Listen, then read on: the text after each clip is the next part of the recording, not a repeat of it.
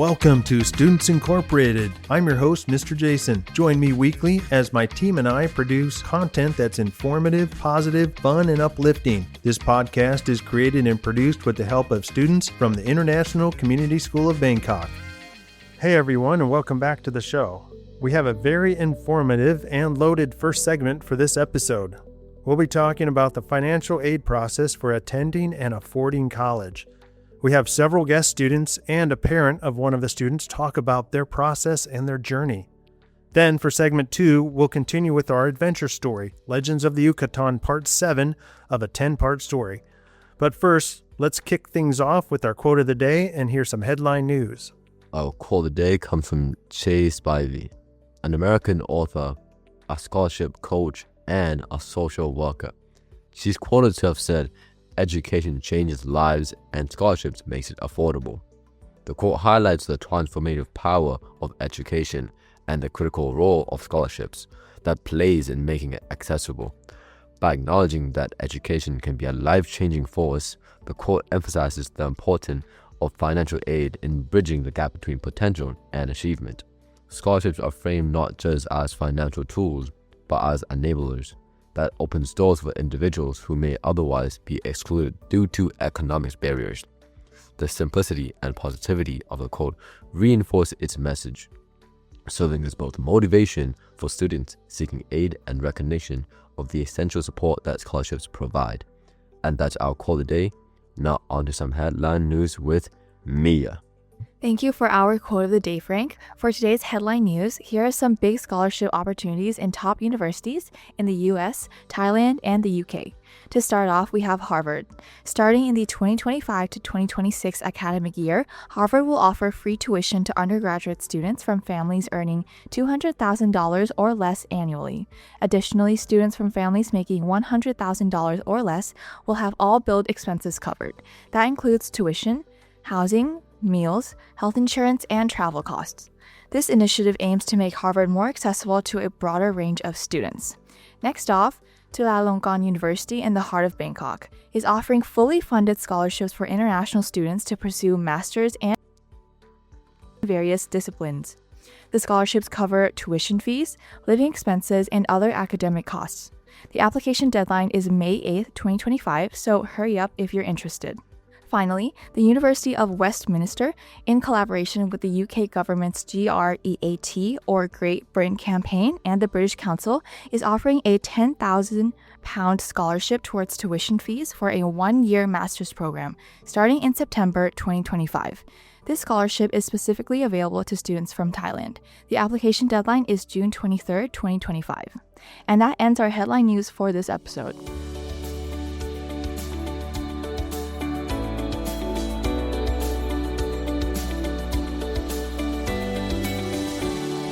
Thank you for the quote and the headline news. In this first segment, we'll be talking about how to pay for college. This is a big issue for parents and students. And let's face it, it's expensive. Financial aid process for attending and affording college is a big deal. We'll have one of our very own podcast team members, Premi, and her father on for this segment to discuss their journey and give an overview and advice on how to afford a college education in the United States. We'll also hear briefly from a few other students about their experience with colleges outside the United States and what their journey looked like. Okay, Premi, go ahead and get us. Thank you so much. I'm Premi, and I've been on the team for the past 2 seasons. The first season, or season 2, I was a co-host and a writer, and on this season, I am the production team leader. And I'm so excited to be talking about this today, and just speaking on the podcast feels like home. It is nostalgic and I love it. And in terms of university, I have always wanted to pursue an English major as well as maybe an ethics, politics, economics, or also a women's gender sexualities minor. And in terms of looking ahead for university, I've always wanted to study in the United States. And so a lot of my target universities was just looking into a liberal arts college that could offer this interdisciplinary area and study, and also a more smaller focused in liberal arts college that I feel like I would fit in the culture and also just everything else. And in terms of affording college, I do, like, personally, I do have like a more complicated financial situation, which we will definitely get into, and I will be sharing everything that I've learned over the past 2 years. And today I have my dad joining us, and if you can introduce yourself really quickly, Dad. Sure, my name is Paul. Premise that, yes, the decision of attending and affording college for a student is very much a decision that often helpful. When you share with support system, a family, it is important to get all financial components of the college application process as well. We need all both personal financial data and your company data if you own your business. Thank you, Dad. And I think just a quick breakdown for like mind map, and this is specifically for affording colleges in the US, and just like as a brief like just disclaimer, I think this process is going to look different for everyone depending on so many different factors such as citizenship, financial need, strength of profile, and like family circumstances and complexities. So to start off with, like, this is the breakdown mind map that I'll go to. First of all, the question is, do you need financial aid? Are you able, or is your family, do you have means to support almost approximately $400,000 for a private institution in the US for a bachelor's degree? If the answer is no, you don't need that, then you're good to go. And what you would have to do is apply and get in, and you'd be able to go. For those folks that would need financial support, the first question is if you are a United States citizen or eligible permanent resident. If you are, then make sure you apply to federal aid and institutional aid. And this next question of, yes, if you are a citizen, the next question is if you believe that you feel that you have a strong enough applicant profile. If you do, then go for top 20s, go for Ivy League universities, because those universities will meet your 100% demonstrated need-based aid. And it would be great for you to apply to a lot of the merit scholarships offered at T20s as well. And the next question after that is if you, 1, need financial aid, 2, you are a citizen or eligible permanent resident, 3, have a great or strong enough applicant portfolio. And the last question is if you have, the typical family circumstances. If you do, then you will meet 100% demonstrated need. But if you do not, and that is where my personal situation falls into, then your situation would be either the merit scholarships that you may have received, or maybe taking out loans, or financing your college education in other ways. And then outside of that, if for U.S. citizens, if you do not have a strong portfolio, I would recommend to find colleges, local colleges or state colleges, community colleges, as well as just taking advantage of any in-state privileges or benefits that you may have in getting in, as well as affording it. And for international students, if you do have a great portfolio, then I would recommend doing the same, because some very few universities and colleges, but some would take 100% demonstrated need for both international and domestic students. So look out for those, and look out for merit scholarships as well. And the last thing I'll say for international students is also make sure that you explore all other options in Asia and in Europe, in Canada, Australia, and know that the US is not your only location for college and a college education. Yes, as we are the parent, if you come from Thai family, you can provide data from revenue department from Thai, like Pong or Dor like this. You can translate in English. That's acceptable. And moreover, you can prepare like a financial data from your bank or your bank statement to support your financial, to prove that your kids need fund aid. Yeah. Thank you so much. And one quick note before we get started. I know I gave that a brief overview, but to make sure that a lot of this will be understood easily, I do want to say that the other part is going to be equality, as mentioned before, the different factors, right? Some people don't need financial aid. Some students are U.S. citizens. Some students have residency. Some students are first generation and low income. And there's also so many different indirect factors like race or ethnicity or passport that might make the process easier or more difficult for some. But I think the bottom line through all of it is just to know that it is hard, and it is hard to compare when other students you feel might have it easier than you in the college apps process. But just persevere, and everything will turn out okay in the end. And also the other note is I try to be as comprehensive as possible as a team in this episode to cover as many things as we can that would be helpful, but I would apologize beforehand for missing any other possible avenues for a foreign college or not being considerate of other factors or circumstances that aren't personal to me. I think throughout this episode, you'll see that a lot of this is, or we talk about like situations for divorced families a lot, and that is because it is a factor that's personal to me. So it's something that I always have to keep into account. But for different factors that I might not have had to, I would apologize beforehand for not having been able to do that. That said, we can start with a more detailed breakdown of all the different ways that you can, depending on so many factors that you can do to finance your college education. Mr. Jason, could you tell our listeners about institutional scholarships? Sure. The first type is institutional scholarships, like Premi said. These are scholarships or grants that colleges and universities offer themselves, and they're usually based on either financial need or academic merit. In most cases, institutional aid is where you're going to get the biggest chunk of help when it comes to paying for college. And then the next type is called needs-based institutional scholarships. This means that the aid you receive directly from the university is based on factors such as parents' income, parents' assets like cash, savings, home equity, real estate, and investments.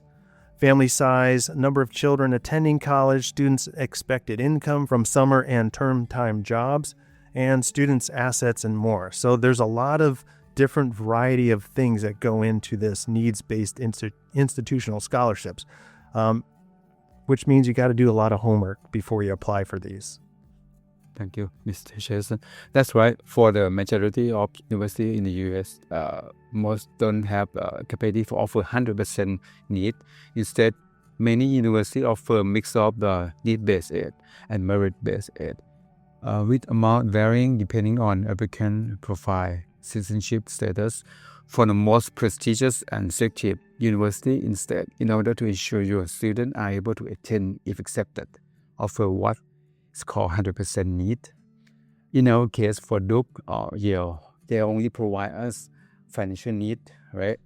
Some university, they consider only my data because I'm a custodian parent, but some university need both custodian parent and non-custodian need. Like a Premi mother, she work in the US, so we need to send them Form 1065, Form 1012, for K2, W2 also. Here's how it works. College look at your total cost of attendance or COA. That's tuition, room, book, boards, anything else. Subtract what they think your family can reasonably contribute. They call EFC. And whatsoever left is your demonstrated need. They will cover 100% of that need. That's formula COA minus EFC equal your aid. It's often the math breakdown. Example, if your COA is 100K, right? But if you prove that your family EFC only 50K, so they provide support you only 50K, right? In our case, some college do not support on the basis the revenue because Premier mother, she worked in the US, right? Because she got a personal revenue and her company revenue also. Yeah, thank you. Thank you, Dad. And yes, and thank you, Mr. Jason, because that is essentially how institutional scholarships, especially and particularly need-based institutional scholarships work. And to dive into that, in order to qualify for this need-based institutional scholarships, you would have to fill out the CSS profile, which also stands for the College Scholarship Service Profile. And this application is through College Board, and I think most students will be already familiar with College Board through registering for the SAT, the AP exams, and more. And this CSS profile is over 200 questions. And I can say that, like, my father and I, like, we sat down for, like, several Sundays to, like, make sure that everything is filled out. And again, as mentioned, it takes parents' income, parents' assets, like cash, savings, home equity, family size, number of children, students' expected income, assets, and more. And also, I think siblings, I remember, like, one particular section was particularly comprehensive because I have 4 younger siblings and we had to list out all their names, all their ages, all their education, and for each sibling we had to list out their previous or like last year's tuition and all expenses, current year tuition and all expenses, and future tuition and expenses for like 5 different times for all of us. So that was particularly like labor intensive. And essentially, the CSS profile is an online application used by colleges' scholarship programs toward non-federal institutional aid. And for international students, the CSS profile automatically converts Thai baht to US dollars. Yes, that is maybe add on that because the Thai baht and dollar is fluctuate, then the fixed exchange rate. So we don't know yet that how many Thai baht we could cover to the tuition in dollars. That's a one thing. Yeah, that was the one thing. I think when we did it, we just chose like a standard like unit of conversion. We stuck with that, even though it did fluctuate. I think for international or like parents making income from internationally to afford a college education in the U.S., it's also important to remember like the purchasing power will be definitely different, and sometimes it is taken into account and sometimes it is not. And a note on divorced or separated parents. You would have to make a separate profile for your non-custodial parent. And by that means you need to create a whole other College Board account. And that process was a bit confusing to me. So like to put it out there, that is what you need to do.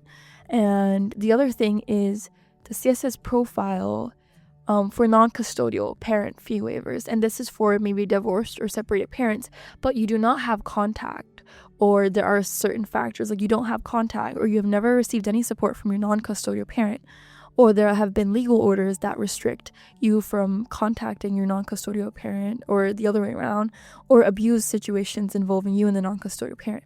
And in that case, supporting documents would be helpful. For instance, court documents, legal orders if acceptable, as well as third-party documentation, like a written statement or a letter from a counselor, social worker, teacher, or clergy who has first-hand knowledge about and can certify your situation. That is particularly important for divorced families with like a non-custodial parent that might be out of the picture. And the other factor I will say is willingness to pay, or refusing to complete the CSS profile or a divorce decree. These factors are more subjective and will be up to the institution. But willingness to pay, I can say, will mostly not be accepted. And in situations like this, for instance, your parents have set out a budget for $20,000 a year for your college education. But in reality, their numbers, their tax forms, or W-2s show that they can pay more than that. And that willingness to pay as a factor will not be accepted. And ultimately, each institution would make its own decision in regards to the non-custodial parent fee waiver and would reach out if more information is required. And the submission of the waiver does not guarantee if it will be accepted. And I think just like a quick little part that I find ironic sometimes is that in order to apply and qualify for institutional aid, you would need to pay for this application. And it is $25 as of current 2025. It is $25 for the initial application, and it is $16 for each college profile you send up to that. And additionally, for that non-custodial separate CSS profile, it is $25 as well. And it is, when it adds up, if you apply to 20 colleges, it adds up really quickly in addition to the application fee itself. And to also put it out there are certain fee waivers available for both parts. So if you might qualify, make sure you reach out and make sure that you would receive that aid. All right, so that is a great explanation, and there's a lot of great detail in there. And Premi is the first one in her family that's going through this process. She has 4 younger siblings, and so she's kind of blazing the trail for their family. So, I mean, this is so many details if you want to go to a college in the United States and you're looking for financial aid. So you can always reach out to someone who's gone before you. So Premi's kind of blazing the trail in her family and they're figuring this out, but there's lots of information that needs to be gathered. So let me jump ahead on this idea of CSS. So once you fill out the CSS, which stands for the College Scholarship Service, you might also be asked to submit supporting documents through something called the IDOC, and that's short for Institutional Documentation Service. Some colleges participate in IDOC or IDOC, while others have their own portals where where you'll upload tax returns, W-2s, or other paperwork. Just be aware it takes about 3 to 5 business days for IDOC to process things after you get a code from the College Board, which can take up to a day. Remember, there's a lot of details in here. So bottom line, don't procrastinate. Missing deadlines can delay your aid or reduce how much you're offered. Always double check your college's financial aid checklist and make sure you've submitted everything. The other kind of caveat to this is these things could change year after year, so just make sure you're checking up on all those details and the deadlines as well. Thank you, Mr. Jason. And if you are a high achievement student from the low income background, there's another awesome opportunity that you look into, like QuestBridge. This is an incredible nonprofit that provides with a partner with 55 colleges, including Life Safety Liberal Arts School, 2 other full ride, house, food, fee, and more. Some college even account your insurance, and also some program like National College Match. A student can earn admission and full 4-year scholarship with zero parental contribution and no student loan also. And no loan and their college prep also, right? Therefore, junior, they can help you prep early, even connect you with a summer program also, mentoring and more. Yes, that's right. And I think this goes to show that, like, it is especially, and I would say especially if you're applying with financial aid or for financial aid, there are so many opportunities out there, and some of them start as early as your junior year. So make sure you reach out, make sure you don't miss out on any of these cool opportunities and resources. And QuestBridge in particular that you mentioned is need-based and merit-based to have a super strong applicant profile, and you also qualify for that need-based, and it is wonderful. It is such a wonderful program, and if you qualify, definitely look into it. It is a game changer. And to move on from from the need-based component to more merit-based full rides, as I mentioned, especially at top 20s in the United States. So for U.S. citizens and internationals as a whole, there are many colleges that offer full ride or full tuition. And to name some, just to throw them out there so you can start doing your research and just to know that there are a vast array of possibilities. WashU has 3 signature scholarships: Rodriguez, Danforth, Irvine. They're all full tuition scholarships. Emory is a full ride scholarship, Woodruff's program. And even if you don't, or if you're a finalist and you don't get the full ride scholarship, they still offer like the liberal arts college scholarships and more. And the UNC Moorhead Cane is a full ride and plus 4 like fully paid summers and more. And that is similar to the UVA's Jefferson's program as well as Duke's. But Duke is a specific outside scholarship called the Robertson. It is joint with UNC and UNC Chapel Hill and Duke. Vanderbilt has 3 full tuition scholarships as well: Cornelius, Chancellor's, and the Ingram Scholarship. Rice University has 1. Boston University has a full tuition trustee scholarship and a half tuition presidential scholarship. Boston College, and so many more. And I would definitely recommend, if you are in a position to be eligible for such or need such, to search up comprehensive lists on the internet, and there are spreadsheets of all different colleges offering full rides and full scholarships. And I think a little note is also to be able to differentiate between scholarship only and scholarship programming. The scholarship only is similar to a full ride or full tuition, where all that the scholarship entails is just a minus $100K or whatever amount it is on your cost of attendance that will be deducted from you. Whereas scholarship programming, and this is applicable for instance like UNC or WashU or UVA, Emory, or Duke's Robertson, these colleges would have a scholarship programming, and that means an alumni network built in, a community built in, maybe an office on campus built in. And for some scholarship programming, they will have stipends or they will have funding for all your summer experiences, and that is definitely something to look into as well, and something to differentiate if you're offered many. And my piece of advice specifically for this is that most of the scholarships, merit-based scholarships, would require more essays. And a lot of this would be meeting the deadline. And this is often before your regular decision deadline in January. Most of these scholarships require you to be on your game and to apply for these as early as November. and November 1st, November 15th, November 30th, December 1st. And all these deadlines are important, because if you miss that deadline, you might not qualify for this merit-based scholarship that would have been a game changer in your college decision process.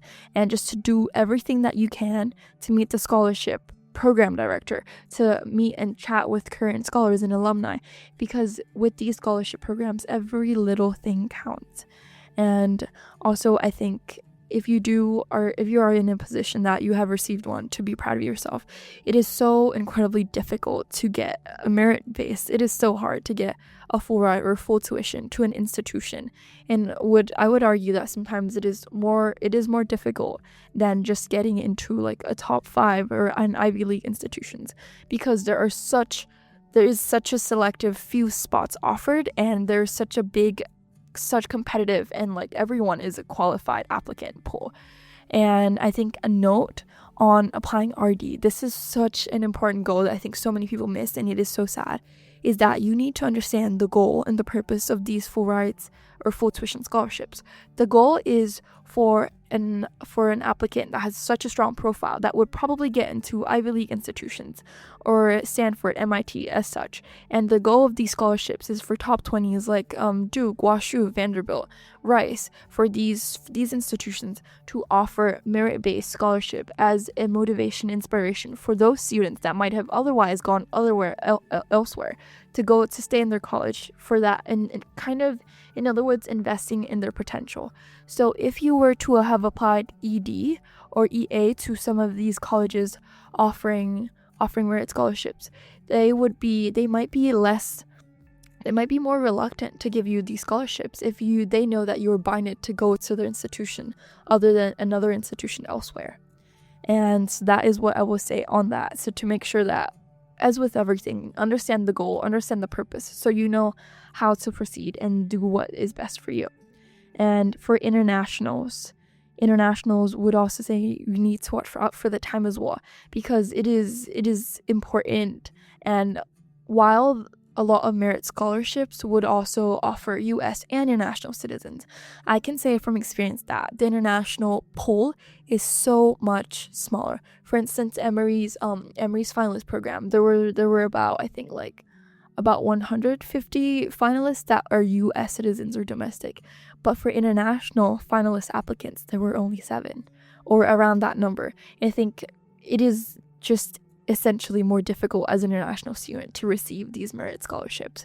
And there are some very specific, some that offer scholarships only for internationals. And I think a notable example is the Wesleyan Asian Freeman Scholarship for students of Asian descent, and the Wesleyan African Scholars Program. And for these scholarships, you would not be eligible if you are a U.S. citizen. So some specific caveats of scholarships to look out for. And the goal with finalist interviews, as an international student, you might not be invited just because there aren't sufficient funds for you to visit campus to have your finalist interview in person. So if it's virtual, it's definitely a different experience, and I would caution you to prepare for that very well as well. And the last thing I'll say for internationals is also, it is just essentially more difficult. It is so much of college applications process is already a crapshoot. It's so difficult, and it is so hard to get into, and it's just a game of luck essentially. And so much of this is also dependent on current political climate, or international relations with the country that you are a citizen from. So I think, or like less quotas, less spots, less seats available for internationals. So just as a goal, we see you international students keep working hard. It is very difficult. Okay, so thank you, Premi, for those details, especially for the students who aren't U.S. citizens. It's really important that you kind of look at some of those fine details of when you're applying and how to apply. And this idea of terms of like institutional aid, including merit-based as well as need-based. Well, moving on, there's another avenue of aid that many U.S. citizens and eligible permanent residents can seek help in, and that's federal aid. Unfortunately, international students are not eligible for this type of aid because this aid comes directly from the U.S. federal government. Federal funding is not as extensive as institutional aid, Aspects include the Pell Grant, which actually I received when I was at university a long time ago. I received a small Pell Grant amount. A Pell Grant is given without the expectation that the student has to return that money back. In other words, it's simply money paid directly to the institution of your choice, which will help reduce part of that semester cost or the tuition cost. The Pell Grant amount varies from year to year. For instance, in the academic year starting in the fall, the maximum Pell awarded is around $7,300 US. The Pell Grant amount ranges from zero, you could get a reply back that says zero, or up to $7,300, almost $400. Additionally, federal aid can come in the form of both subsidized and unsubsidized loans, with varying interest rates and terms of repayment. The amount of the Pell Grant and the loans are determined by the Student Aid Index, or the SAI. Thank you, Mr. Jason, for Pell Grant. You can also apply to receive federal aid through FAFSA, stand for the free application for federal student aid. This is much shorter than CSS profile. As I did this with Premi, also as mentioned, it's free. So there are no costs to apply. Eviction look especially if your parents live together or divorce, right? In our case, for this FAFSA form, we can use only custodian parent. So they transform our revenue Thai baht to the US to show them that we need the support from the government. Yeah, thank you so much. And I think it is in like different or in complex like financial situations like mine, you can see like this discrepancy in the SAI calculated and the institutional awarded. And just really quickly, I'll also make a note on outside scholarships. And these are great scholarships, mostly merit-based.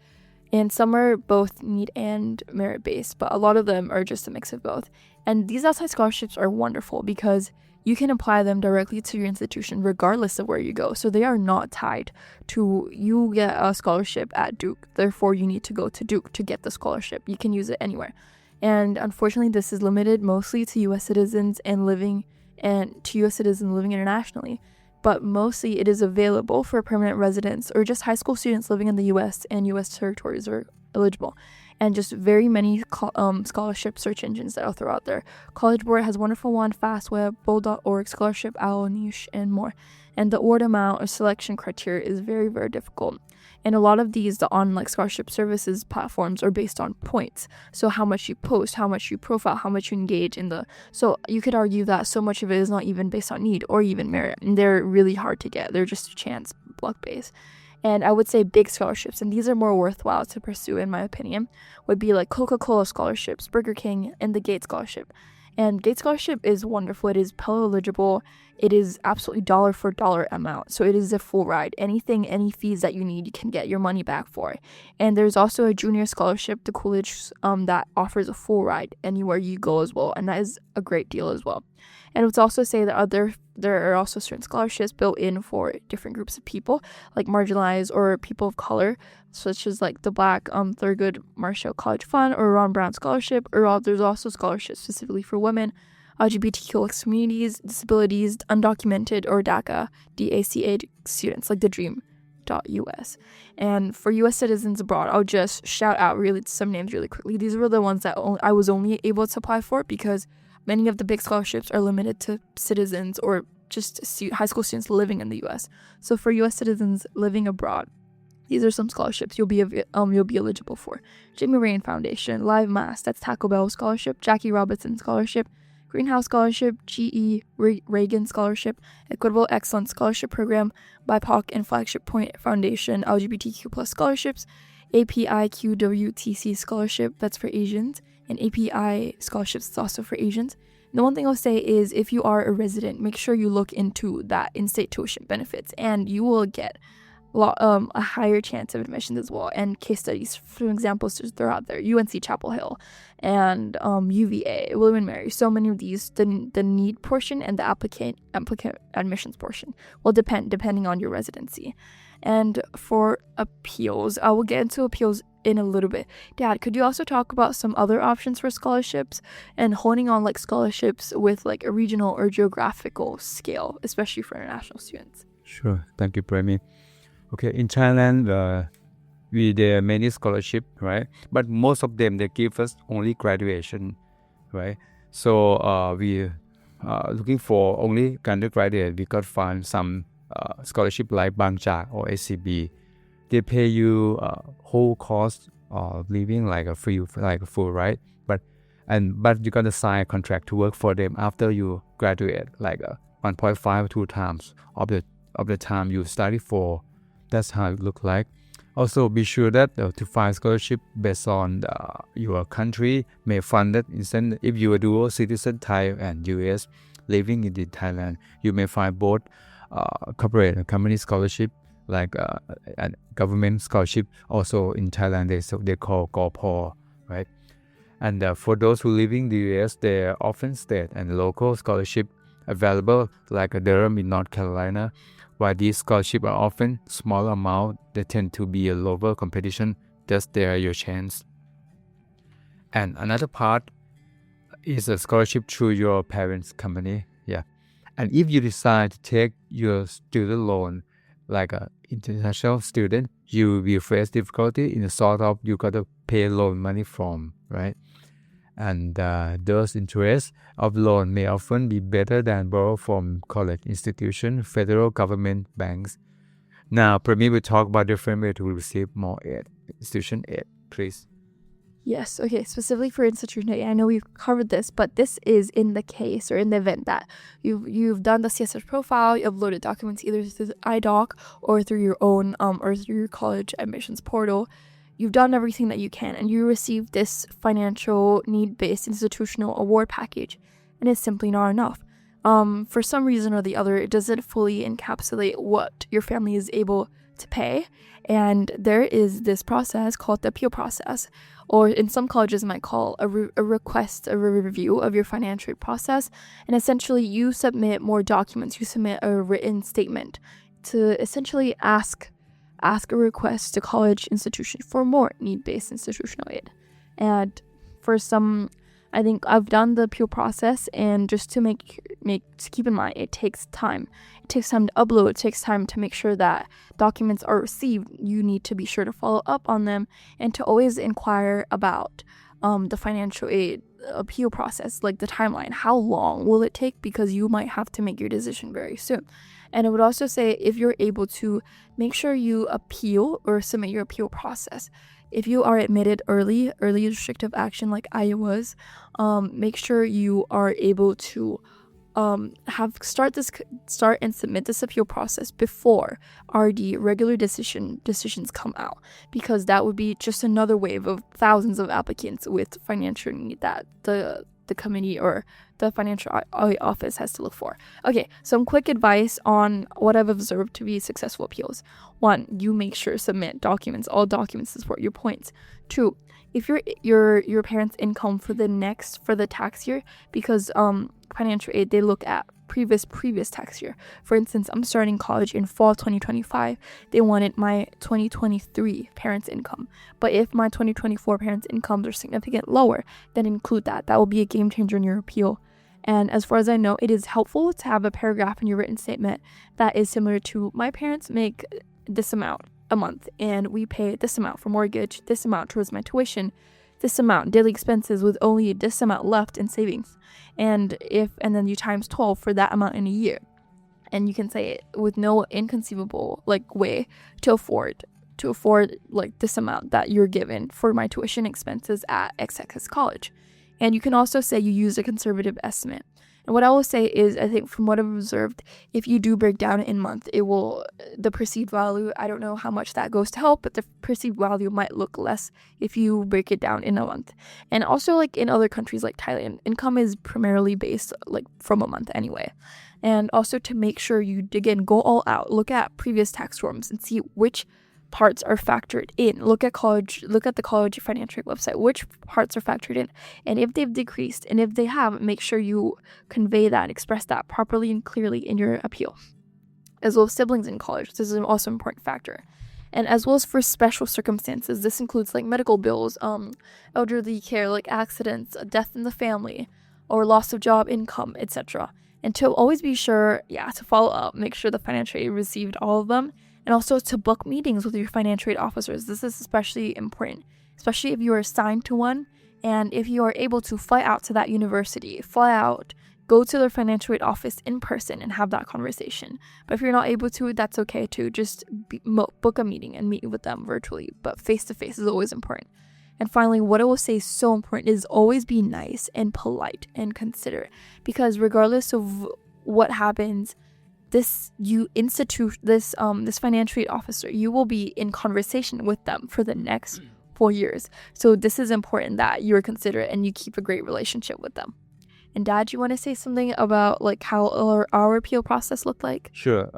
Premier talked about the process already. Now, after we did it already, there's some result from the university that Premier accepted.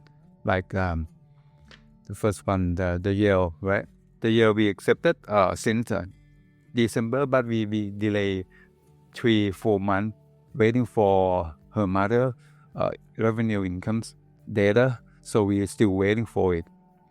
And the second one, Duke University, we just get the result from the full 98K or tuition fee to 78K up after we got the data from the US, and we got a Pell Grant also. The third one, Washington University, we got a full tuition with the merit and Pell Grant also. And the fourth one is William Mary. We got from 70K to 50K, right, for tuition assistant. And UNC, that's good thing that because the Premier State and we got a full tuition, and we finally solved more head cane also, right? And sixth one, we got Boston University, we got full tuition also. And seventh one, we got Barnard, right? Yeah, that's an example of the result. Yeah.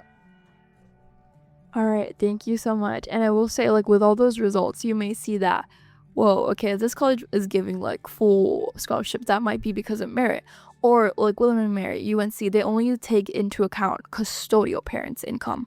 And that's why I was able to get need-based aid from those institutions. And just if you go back and listen again, my financial circumstance is complicated. And that would be like the last question that I would ask. And that is just where we are at now in the journey. And thank you so much, everyone, for tuning in. And I hope that you were able to find at least some of that information useful. And I know that it was like, it might be overwhelming. That is a lot of information. That is everything I've learned over the course of 2 years. So having that condensed in 40 minutes can be really overwhelming. So stick out with me. Reach out if you have any questions about this. I'll be so happy to answer through like Students Incorporated website or email. And again, while some may have it easier than others, it can often be discouraging, but keep pushing on, keep fighting. College education in the United States is so expensive. And because of this, we wish you the best. And now we'll be expanding the reach to the possibilities of a college education in other countries. And we'll be inviting Hiwi and Adi, who have all recently gone through this process, to share their insights and advice. Adi and Hiwi's part goes here. Continue.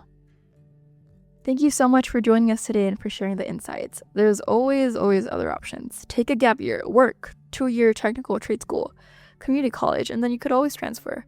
And if I were to give a piece of advice to those applying and affording colleges in the US, I would ask, what do you think, Dad? From the perspective of a parent, what would be your advice? For the important thing, you got to talk your family together, and about if you can affordable like a counselor to consult you, you can go with them. But if you cannot, you can do it by yourself. Like Premi, she could go to the Yale, Duke, whatever without consultant, but with ICS support. That's enough. And one more thing, that don't give up, right? Do your best, and you won't look at it later. And God bless you. Okay. Thank you so much. And I will say to that point, you have a good point. I think if you are able to afford, I think I have different thoughts on the admissions process, the counseling bit, but I definitely think that having someone who is familiar with the financial aid process and the financial aspect of the college affordability aspect, that is definitely helpful.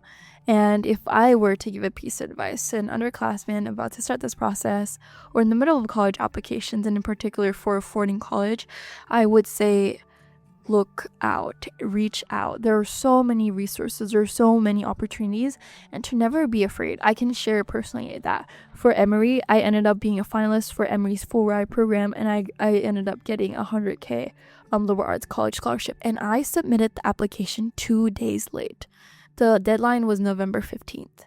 I found out about this opportunity November 17th. And it was really sad because, if it were just 2 days ago, I could have submitted it. But I reached out. I emailed the admissions counselor and asked if I might still be able to submit my application, even though it was 2 days late. And that person replied back saying, okay, you have 5 hours to do it. And that's what I did. And in those 5 hours, I earned $100K. And I think it just goes to show that don't be afraid. You might be living hundreds and thousands of miles away from all these institutions, but there are means of contacting them. Reach out. Check out for deadlines. Reach out. There are so many opportunities, there are so many chances, and I know it is hard, but I believe in you. You can do this, and just push forward, persevere.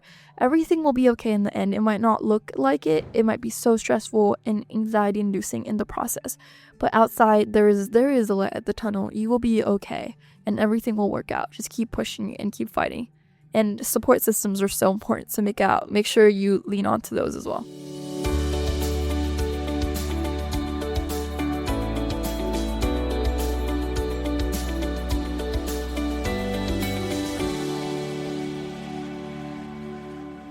Thank you so much for joining us. Could you introduce yourself and what majors or fields of study you're interested in, Adi?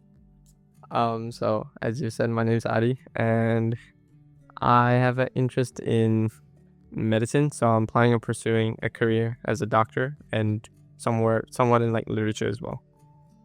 Oh, that's cool. Literature? Yeah, I like journalism. I did not know that. Well, I applied for that first, and then I had to make changes. That's so cool. Okay, could you tell us more about your initial expectations or hopes for pursuing colleges, including like which countries with which colleges, and also where are you now on the journey of attending and affording college? Okay, so initially I wanted to go to America to pursue a career as a doctor there, but I soon realized that it's very expensive, especially as an international Asian. Absolutely. As well as it's also really long, and it's also a gamble. Even if you finish your bachelor's, it's really hard for you to get into their med school as an international student, so that was kind of a bummer. And even when I got in a program, I still couldn't pay for it, so I had to look elsewhere. So, and I wasn't, like, UK was always my second choice. That's, I lived there for a while, and I have a lot of family members there, so, like, I'm not that sad that I'm going to the UK, but excited. Yeah. That's cool. Can you tell us like specifically, if you don't want to share, like which colleges you've been accepted to, or like which ones, like, do you know now for sure? Are you committed? Yeah, I'm like 90% committed that I'm gonna go to University of Dublin, but Yes. I might not go there if I don't get their financial aid, which kind of depends on my AP scores. So let's hope I don't like fumble the scores there. But if not, I'm probably gonna go to one of the 3 UK schools that I've gotten in. That's cool. Could you talk a bit about like what that aid process looks like? Like, do they meet all of your need-based aid? Is it like merit-based? I will. Well, the way the aid works is basically if I get certain 5s, I'll be getting full ride. Oh, that's so cool. Yeah. So it is kind of like it has some things to it. I need to keep my grades in university every year to have that aid for all 6 years. And I kind of also have to do residency there. Okay. So it's like, but I'm okay with that because it's a med school and I'm skipping the pre-med process. So I'm already like getting some years off. So I'm okay with that. That's cool. And like, would you say like as a rule, like in Europe or like in UK, you were saying like, is the process of getting aid like easier than like the States, or like merit-wise, or like how's the application like? I think getting aid at the UK is much harder than the American. Oh, really? Well, to be honest, you don't get aid in med school in general. They just don't give it out. And the UK, most of the schools are very private and they don't get government aid. So kind of makes it harder.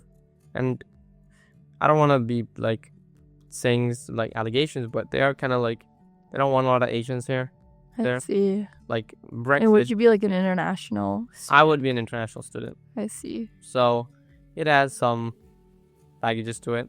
But Ireland is not part of the UK because they left it. So they kind of have a nicer and more relaxed policies. And they give a lot of aid, which is wonderful for me, I guess.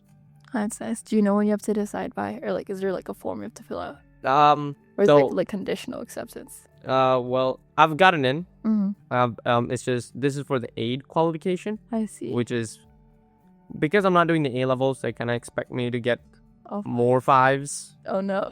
So that's kind of a bummer, especially with some of my classes this year.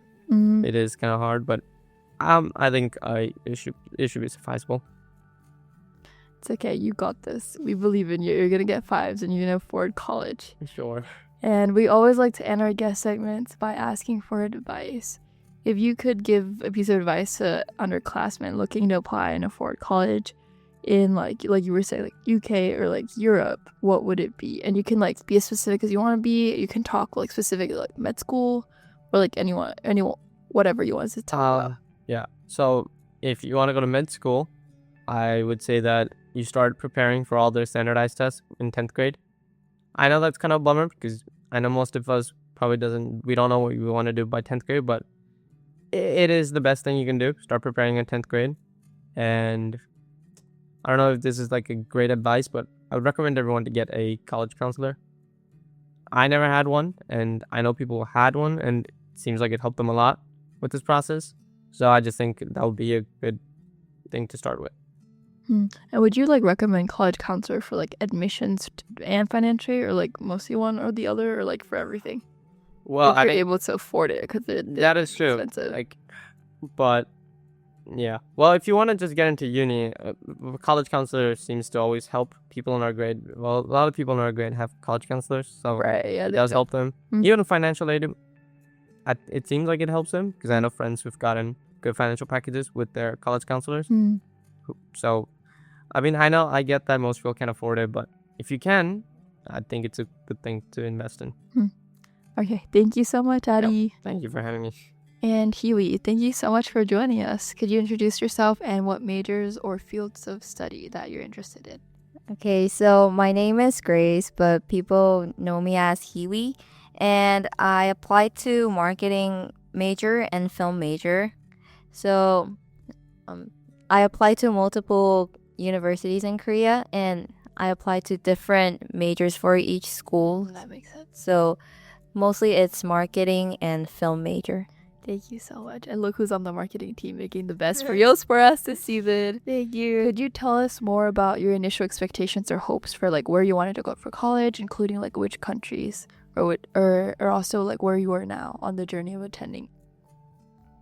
So at first, I had like a dream of studying abroad. So I wanted to apply to like U.S.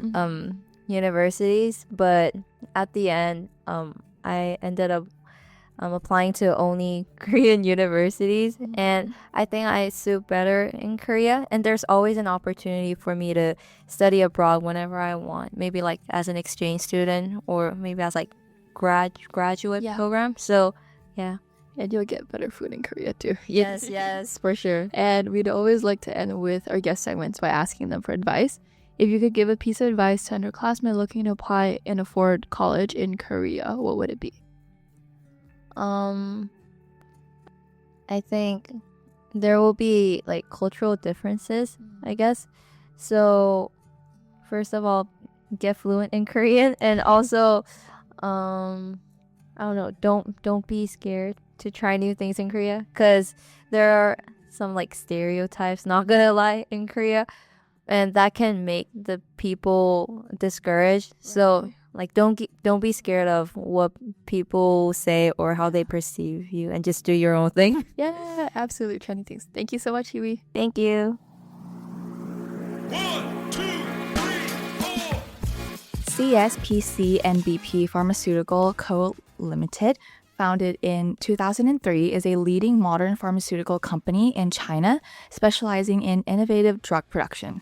It was the first in the country to license patented drugs internationally with FDA standard facilities and advanced automated equipment. Its flagship product, DL-3N-butylphenyide, is a globally recognized stroke treatment benefiting over 10 million patients and backed by nearly 40 domestic and international patents. The drug is currently in phase 3 clinical trials in the US and has received FDA orphan drug designation. The company has earned prestigious honors, including the China Industrial Award and the title of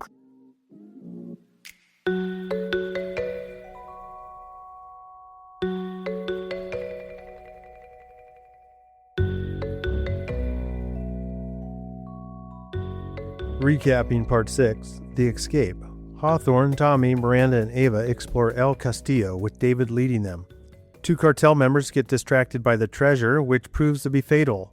The group escapes just in time while helping to save a park ranger. And without further ado, let's jump back into our story where we join our eclectic group of characters in their continuing adventure.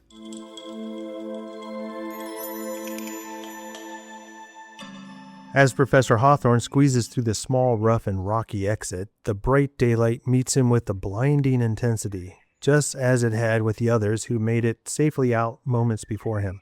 As his eyes adjust to the light, he sees Miranda and Ava talking softly with the young park ranger. David, having helped Hawthorne out, was kneeling down next to the exit, waiting to help Tommy. Tommy appears less than a minute later and is able to exit the base of the pyramid just like the others had done.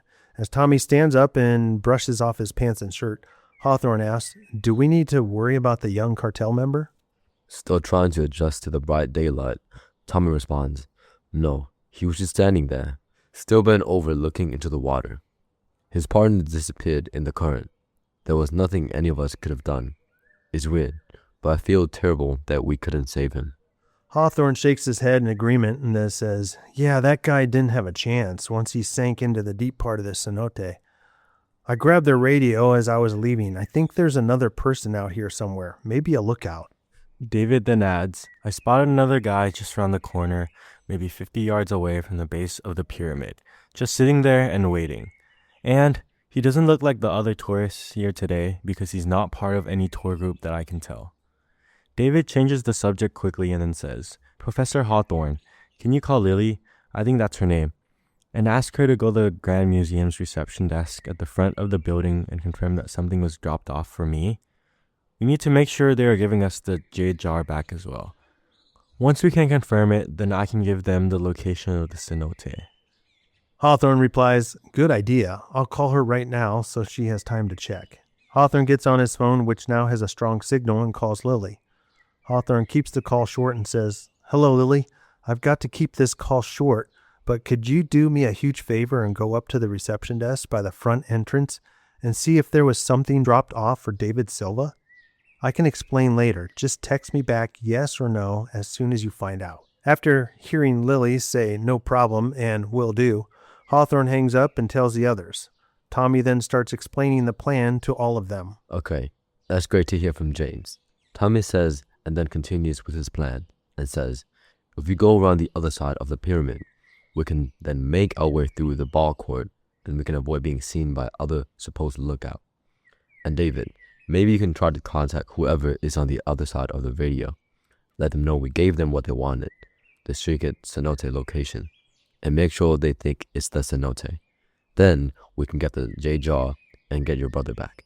Tommy continues, okay, we should go back directly to the Grand Museum once we catch one of the shuttles that leaves from the main parking lot. Miranda then says, "Okay, ball court, then to the parking lot for a shuttle back, and then back to the Grand Museum. Got it." She then adds, "The park ranger, I found out that his name is Lewis. He's coming with us as he needs to go back to the park administrative headquarters next to the museum. He said he needs to report what happened to his boss, who will then pass it along to the provincial police who are stationed a few kilometers down the highway." Alright, let's go guys.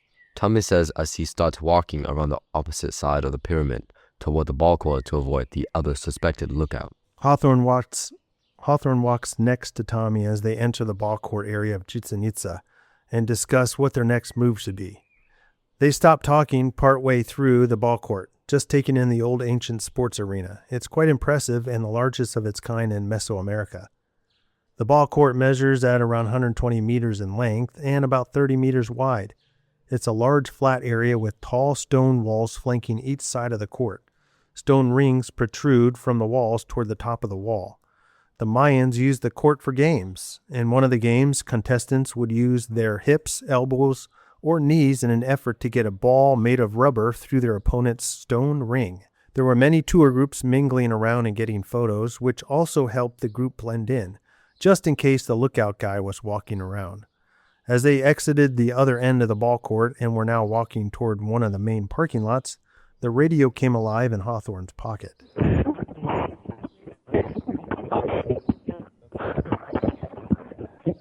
The voice on the other end was asking for an update and what was going on. Hawthorne looked at Tommy and asked, "Should we answer it? What should we say?" David, hearing the voice over the radio, jogged up to Hawthorne and Tommy and said, "Here, let me see the radio. I have an idea and I think it can buy us more time."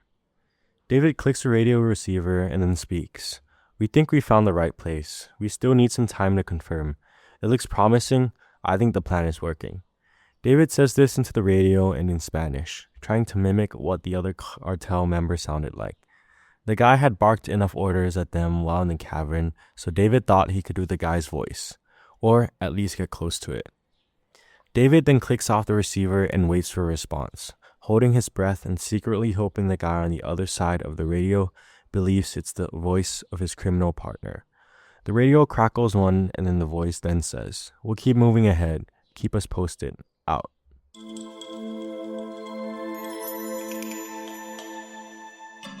It only took Lily a few minutes to walk to the reception desk at the Grand Museum. It was close to the entrance of the place, and it was close to where Lily and the other students were hanging out. There were multiple food and beverage vendors and comfortable seating areas near the reception table. The area inside the front of the museum would remind you of a combination of a food court with a local artisan craft market. On one side were the food and beverage vendors, and then on the other side were the artisan handicraft vendors. The museum's reception desk sat inside the main front doors, and on one end of the large food and craft area, the tables and chairs sprout out throughout the middle area. There were many tourists around, shopping, eating, and resting. Lily and the students were doing the same. When Lily received the call from Professor Hawthorne, she felt like something was going on, but knew that Hawthorne couldn't explain it all to her over the phone. So she just did what he asked. She looked over at where all the students were sitting. Some were eating, some were talking with each other, and some were quiet and on their phones. She then said, "Wait here. I've got to go check on something at the reception desk for the professor, and I'll be right back." Lily got up from the table she was sitting at and started walking toward the reception desk, which was on the opposite end of where they were all sitting.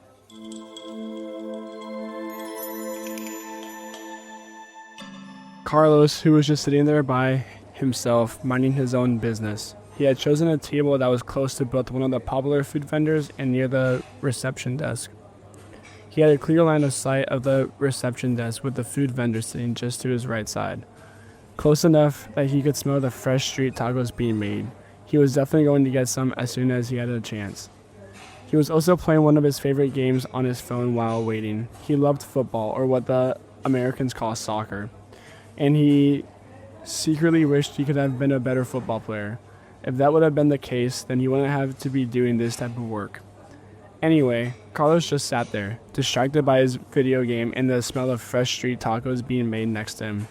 He had to keep reminding himself to keep an eye on the reception desk to see if anyone comes and picks up the black bag Renata had placed there earlier. He sees a text message come through. It's from his Aunt Maria and reads, "Give me an update. Has anyone picked up the bag yet?" Carlos texts back quickly, slightly annoyed that the text message interrupted his video game playing, and he texts back, "No, nothing yet."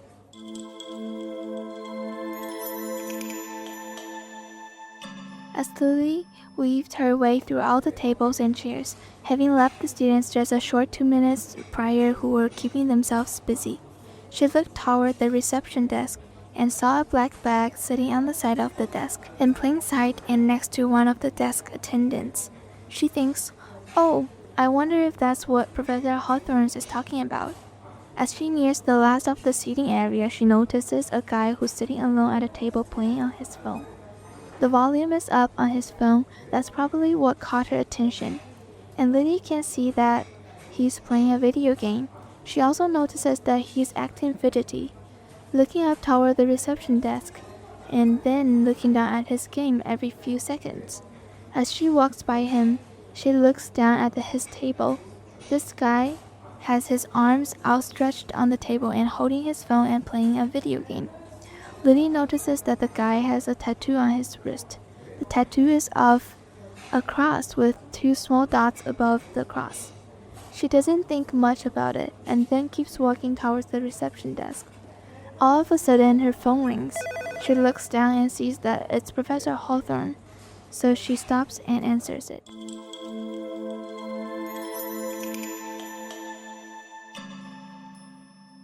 As soon as Lily answers her phone, Hawthorne asks, "Is there something at the reception desk? Sorry to rush you, but it's a little time sensitive." Lily, now walking a little slower toward the reception desk because she was on the phone, gets a little closer and then responds to Professor Hawthorne and says, "Yeah, there's a black bag sitting there, and it looks like a note is on it. However, I can't read it from where I'm standing." "Okay, great," Hawthorne replies and then continues, "Don't pick it up. We'll be there in the next 10 minutes or so, as we just caught a shuttle. David can be the one to pick up the black bag. You can go be with the students while you wait for us to arrive." Before Hawthorne hangs up, he asks one more question. Just out of curiosity, he asks, "Oh, by the way, and before I hang up, you didn't happen to see anything or anybody that seems out of place, like they don't belong there?" Right when Professor Hawthorne asked Lily that question, she immediately thought about the guy who was sitting by himself and playing his video game on his phone. He didn't look like the other tourists. He wasn't wearing the same types of clothes the other tourists were wearing, and he seemed quite anxious and nervous about something. He also had an interesting tattoo on his wrist. Lily responded back to Hawthorne as she started to walk back to where the students were still sitting. Lily responded, "There's this one guy I walked by. He's alone and acting a little off. He doesn't really fit in as a tourist or museum worker. He is sitting at one of the tables closest to the reception desk. Oh, and I almost forgot this part. He's got a tattoo on his wrist. It's of a cross with 2 dots above it. I thought it was interesting, as I've never seen one like that before." Just as Lily said that last thing, the shuttle bus arrived to pick up Hawthorne's group and several other tourists who were also waiting at the bus pickup spot in the park's main parking lot. Hawthorne made it a point to follow right behind David as the group loaded onto the shuttle bus. Hawthorne sat down next to David in one of the open seats and then said, "Lily, we have a development. Don't approach that guy. We'll be there soon, so hang tight with the students." Hawthorne hung up the call with Lily and then said to David, who was sitting next to him on the shuttle bus, and said, "David, didn't you say that the guy at the museum, the guy Ava caught on camera that night at the gala, had a tattoo of a cross with 2 dots on his wrist, and that you recognized it?" David, with a puzzled and concerned expression on his face, answers, "Yes. Why?" Hawthorne answered, "As Lily was going to see if there was something waiting at the reception desk for you, she walked past a suspicious-looking guy and noticed he had that same tattoo on his wrist." David then says, "Okay, I guess that's to be expected. So they have another lookout posted by the reception desk to see who comes to pick up the J jar they promised to give us?" He continues, "I'll go in and pick up the black bag. The rest of you go in first and then spread out. I'll come in last and go directly to the reception desk. The lookout will see me and then hopefully call back to his people to let them know I picked up the J jar." Hawthorne then replies, "Okay, we'll hang tight in the meantime. There's plenty of tourists around so we can blend in." As the shuttle bus enters the parking lot of the Grand Museum, and as they all exit, Hawthorne and David share the plan with Miranda, Ava, and Tommy. The young park ranger then informed the group that he was heading directly over to his supervisor's office so they could then call the provincial police to get them involved. Hawthorne, Miranda, Ava, and Tommy all enter the Grand Museum together, avoid walking by the reception desk, and then spread out among the tourists that are mingling around in the food and market court area. David was going to wait about 10 minutes and then come in by himself and go right to the reception desk to pick up the bag. While Hawthorne and the others were pretending to blend in as tourists, Hawthorne noticed the guy Lily described on the phone sitting at a table still playing a game on his phone. He looked up every once in a while toward the reception desk, just like Lily had described. Hawthorne thought, this has to be the guy. Hawthorne then walked over to be close to where Tommy and Miranda were, Ava having already found Lily and the student some distance away and was sitting and talking with them. Hawthorne then said to Miranda and Tommy, what do you think? Tommy says, let's wait and see what happens. We can always alert one of the on-site security guards. I'll put money on it. That guy was one of the guys at Gaia event the other night. Taller, thin, and has the same tattoo on his wrist. I mean, he fits the image Ava has of him on her camera. Well, Prof. Tommy, you'd win the bet because that is 100% the guy at the gala event. He's probably the one who knocked out Mr. Garcia, Miranda says.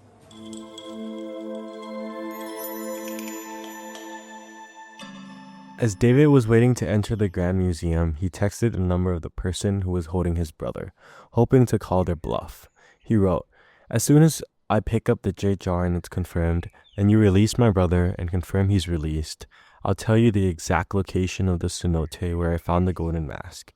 Please text back confirming you agree. David waited for a moment and then saw the text response say, agree. Wow, that was fast, David thought to himself. So, David waited another few minutes and then walked through the front doors of the Grand Museum and directly over to the reception desk. He immediately saw the black bag just sitting there with the note attached. He then politely asked the receptionist if he could look at the note. He looked at the note, then showed the receptionist his photo ID with his name and picked up the bag. The bag was heavy for its size and seemed to feel correct. However, David was not the one who discovered and studied this artifact. Miranda was that person, and she was somewhere among the tourists standing by. David also noticed that the zippers were zip-tied, so the only way to unzip the bag and look inside was to cut the zip ties. He assumed this was done to keep prying eyes from doing so. He reached into his side pants pocket, out of habit, to grab his favorite small folding pocket knife, the one he takes with him just about everywhere, and nothing. It wasn't there. Then he remembers that he left it back in Mexico City because they flew to Merida instead of driving. He thinks to himself, then asks the receptionist for a pair of scissors.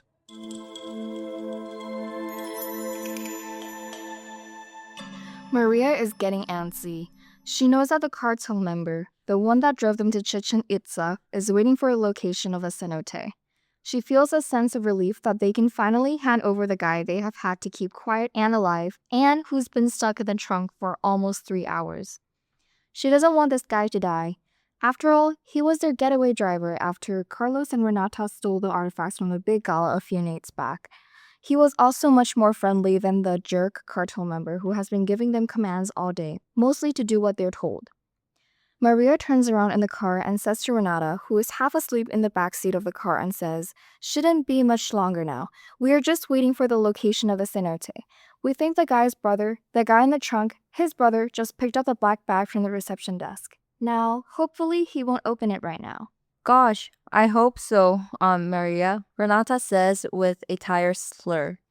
We've been waiting forever in this hot car. Maria then responds, yeah, I'm ready to get out of this heat. Imagine how the guy in the trunk feels. All of a sudden, the cartel member looks over at Maria, gives her a thumbs up, and tells her to get rid of the guy in the trunk. He also tells her and Renata to get out, and they will have to find their own way back to Mexico City. He gives Maria some cash and then tells her to hurry so he can leave. Maria then tells Renata to get out of the car and to help her get the guy out of the trunk. The driver pops the trunk, and Maria looks into the trunk at the guy who is just laying there, not moving. Both Aunt Maria and Renata are now standing over the back of the trunk, lid open and looking at the guy just laying there. Renata then asks, is he dead? Maria responds, I don't know.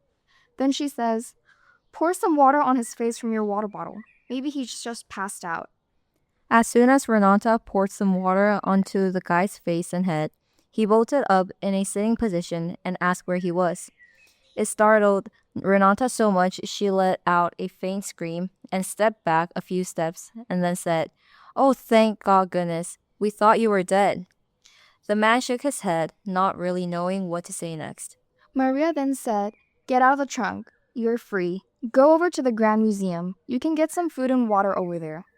Maria then points at a large building close to them and then says, "Those are the main doors. You can go in over there." The man climbs out of the trunk and starts walking slowly toward the Ground Museum building some 100 yards away. Maria then looks at Renata and says, "Thankfully, we are parked in the shady part back here. Otherwise, I'm not sure that guy who would have made it another hour in the trunk." At that moment, the cartel member who is still sitting in the driver's seat yells out the window and tells Maria to shut the trunk. Maria complies and shuts the trunk lid. All of a sudden, the car takes off, leaving Maria and her niece Renata just standing there all by themselves.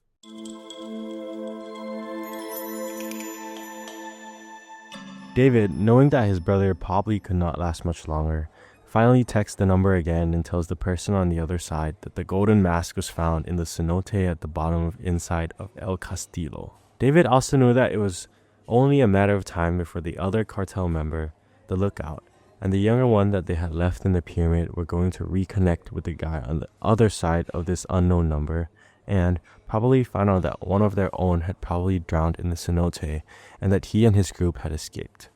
So, David took the gamble, even though he had not been able to get the zip ties cut from the black bag and look inside. Hawthorne, who was still mingling around close to where Tommy was, started noticing some museum security guards walking through the food court and market area in the direction of the reception desk, where David was still standing. Tommy walked closer to where Hawthorne is standing, next to a small t-shirt vendor display, and then says, "James, are you seeing this? Those guys are headed towards David." Almost at the same moment, Miranda shows up next to Tommy and Hawthorne, not really caring if they are seen together, and then says, "Do you think they are after David?" Hawthorne then says, "I'm curious about that guy." He then softly points at the loner sitting by himself who keeps looking up towards David and then back down at his phone. The tall, thin guy is acting nervous and anxious about something.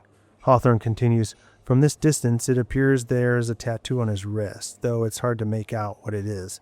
However, Lily said it was a cross with 2 dots above it, which would match with Ava's photo proof." Miranda steps forward a bit closer to try and see if she can get a better look at the tattoo on the guy's wrist.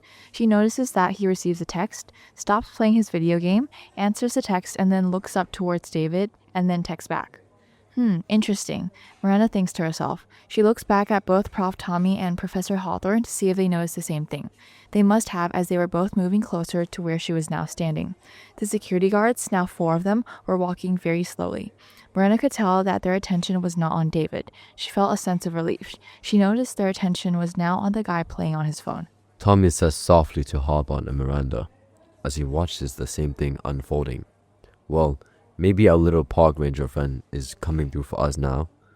The security guard looks serious, even though they can only carry stun guns. Hawthorne replies, "Let's hang back and see what happens." All of a sudden, they see David a short distance away from where the guy is on his phone, sitting at the table looking up and walking toward another guy coming at him. Hawthorne, Tommy, and Miranda see David give the guy a big hug and then say a bunch of stuff to him. None of them could make out what David was saying, but knew that the other guy had to be David's brother by the reaction they were witnessing. At this same time, Hawthorne, Tommy, and Miranda were also watching what was going on with the security guards and the mysterious guy at the table Lily had alerted them to. The 3 of them were like spectators watching 2 scenes play out a mere 30 feet away as tourists and vendors walked about oblivious to the upcoming action that was about to happen. The security guards were closer now to the guy who was still sitting down at the table looking down at his phone. There was 1 table, a few chairs, and 2 tourists between the 4 security guards and him. All of a sudden, the man at the table stopped his game and glanced up toward David. And then it happened.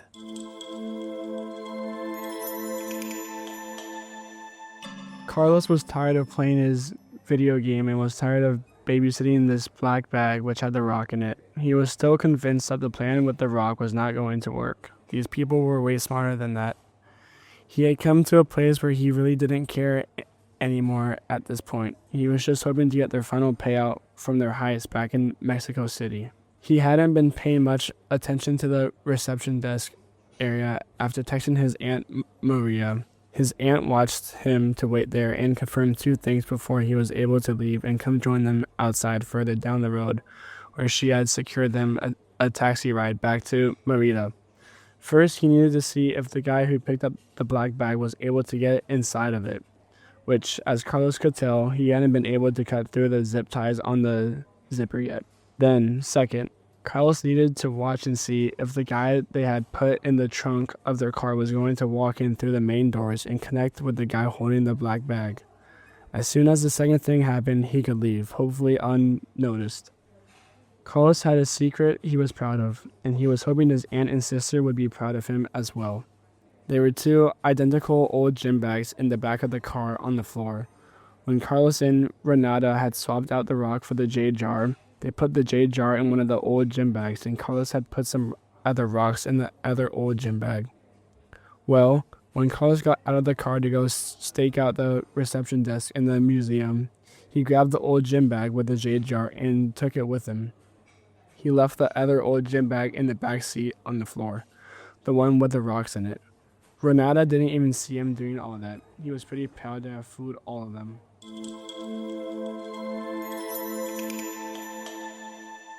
Hawthorne, Tommy, and Miranda were nervously watching both scenes in front of them. They were bystanders, just standing there and waiting for something to happen.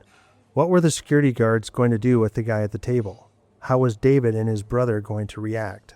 All of a sudden, the thin, tall guy who was just sitting at the table playing on his phone stands up abruptly and looks towards where David and his brother are standing and talking. The table guy then bends over, grabs something, maybe a bag, from the chair that was sitting next to him. The bag he grabbed was out of sight, so it was a bit alarming for him to stand up quickly and grab the bag, almost in a threatening way.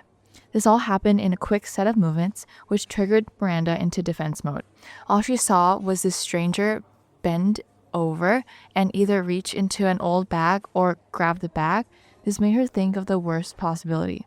Before she knew what had happened and why, she yelled out, "David!"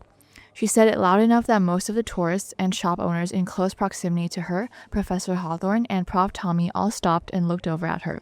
So did David and his brother, some distance away. So did the tall and skinny Mexican guy who was now standing up straight and looking directly at her, as if to say, "Who are you?" Hawthorne watched as David and his brother stood still while looking over at Miranda, then over at a guy Miranda was pointing at. The guy was holding an old worn-out sports bag in one hand and his cell phone in the other. Hawthorne then noticed that the guy then turned his attention away from Miranda, turned his head slightly more to the left, and was then staring directly into the eyes of the museum security guards, all 4 of them. Most of the people around their general location were now sitting or standing still and waiting and watching to see if a confrontation was about to erupt between the security guards and the guy whose attention they were on.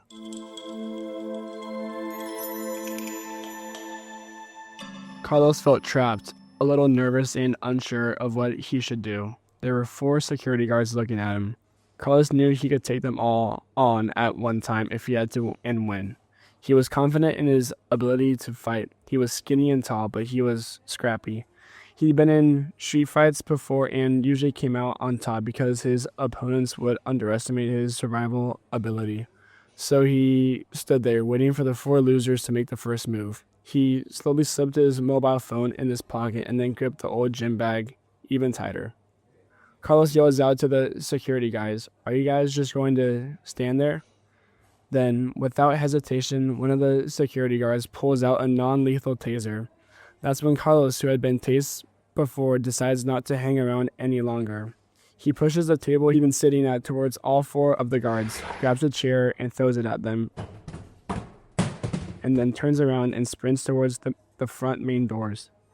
Carlos knows that if he can get outside, he can probably outrun them, meet up with Maria and Renata, and then get away. David watches as the security guards lunge forward, stumble around the table and chairs, but cannot get to the guy they were standing by fast enough before he was running toward the front main doors his brother had just walked in through.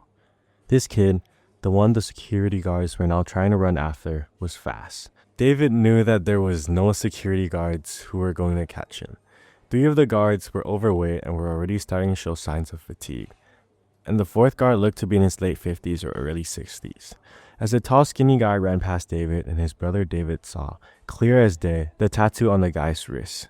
As the security guys were now getting closer to where David was standing, looking disheveled and fatigued already, David turned and ran after the guy right out the front doors. Miranda, Hawthorne, and Tommy fast walked toward the front main doors and watched as David ran after the guy through the parking lot and then chased him onto a small patch of sand and grass, which was close to the museum's property line.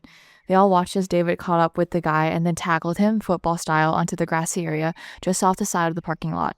The 4 security guards were not far behind, huffing and puffing as they approached the 2 men who were now struggling together on the ground. At that point, Miranda started running toward them, with Professor Hawthorne and Professor Tommy following behind her.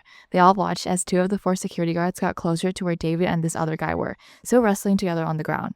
The 2 guards had their tasers out and pointing at the 2 men on the ground, rolling, and then pulled the triggers. 4 darts with wires streamed out from the 2 guns. One struck David, and the other 3 darts and wires struck the guy David was trying to subdue. The thin, tall guy David had in a headlock immediately went stiff, bit his tongue, and then went limp as the volts from the stun incapacitated him. David, kneeling down and holding the guy he was chasing in the sleeper headlock, felt the shock of both stun guns as well. He fell to the ground right next to the other guy who was completely unconscious. David did not lose consciousness. As David lay there, he looked over at the other guy whose eyes were closed and laying there, right next to him.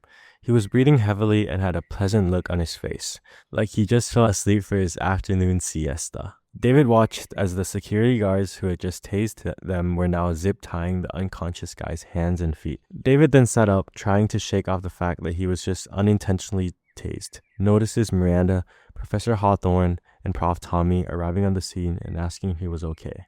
As Miranda, Tommy, and David were talking with the security guards, all 4 of them were now on the scene. Hawthorne picked up the old sports bag that the guy had dropped when David tackled him. The object in the bag was heavy, so Hawthorne opened the bag, and what do you know? To his surprise, there in the old smelly sports bag was the jade jar. Hawthorne quickly zipped the bag back up just as the provincial police showed up in one of their trucks with lights flashing.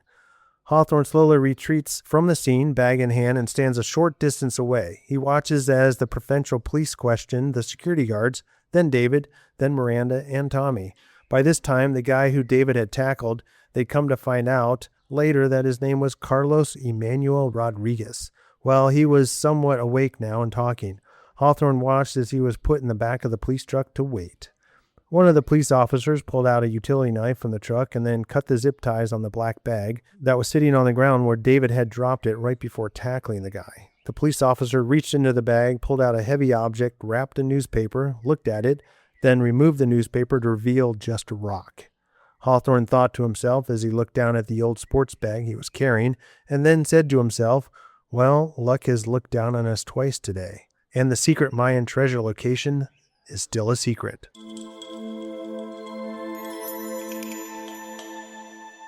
Renata exhales and yawns and then asks, Aunt Maria, how much longer do we have to wait? She says this as she leans against the side of the taxi. She and her aunt have been waiting for well over 30 minutes for Carlos to meet them there so they can all get a ride back to Merida. Maria looks up at Renata. She too is getting a little frustrated and irritated that Carlos hasn't met them yet. Maria answers Renata, he'll be here, we just need to wait. No sooner did she say this when they see a police truck coming toward them on the road, obviously leaving the park. It all happened in slow motion. As Maria and Renata watch the police truck drive by, they smile at the 2 police officers sitting in the cab and notice that there's someone sitting in the back bed of the truck. Maria and Renata lock eyes with the person as the truck drives by. It's Carlos.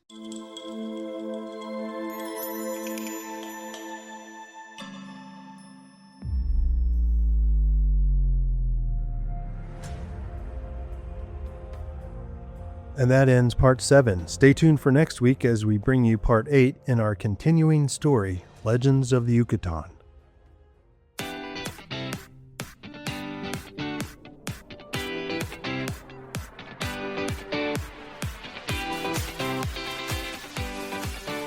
As we end this episode, we want to thank you for joining us for this important conversation about navigating college financial aid.